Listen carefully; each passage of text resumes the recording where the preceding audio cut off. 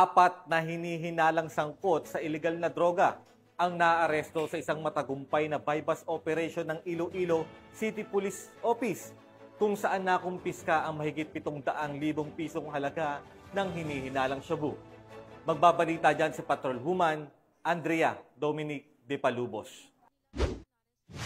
Matagumpay na naisagawa ng Iloilo City Police Office City Drug Enforcement Unit kasama ang Iloilo City Police Station 6 ang isang bypass operation na nagresulta sa pagkakaaresto ng isang high-value individual at 3 street-level individuals sa Barangay Calaparan, Arevalo, Iloilo City nito lamang ika-29 ng Hulyo taong kasalukuyan. Kinilala ni Police Captain Roque Jimeno III, Officer in Charge, ang mga sospek na sina alias Cyril, 36 na taong gulang, residente ng nasabing lugar at naitalagang high-value individual, alias Valerie, 41 taong gulang, alias Rondolph, 27 taong gulang, at alias Jomar, 55 taong gulang na mga residente ng nasabing lugar at naitalagang mga street-level individuals. Sa isinagawang operasyon, nasamsam ng mga kapulisan ang 15 sachet ng hinihinalang shabu kasama ang bypass item na may tinatayang bigat na 110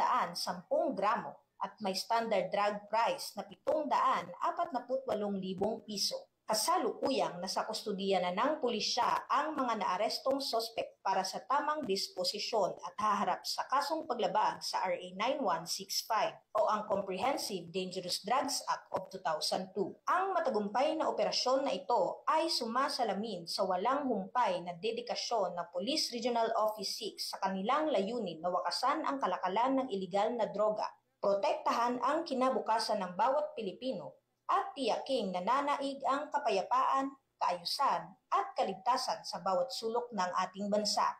Dahil sa bagong Pilipinas, ang gusto ng pulis, ligtas ka. Mula dito sa Police Regional Office 6, ako ang inyong Police News Network Correspondent, Patrolwoman Andrea Dominic de Palubos. Alagad ng batas, tagataguyod ng balitang pulis.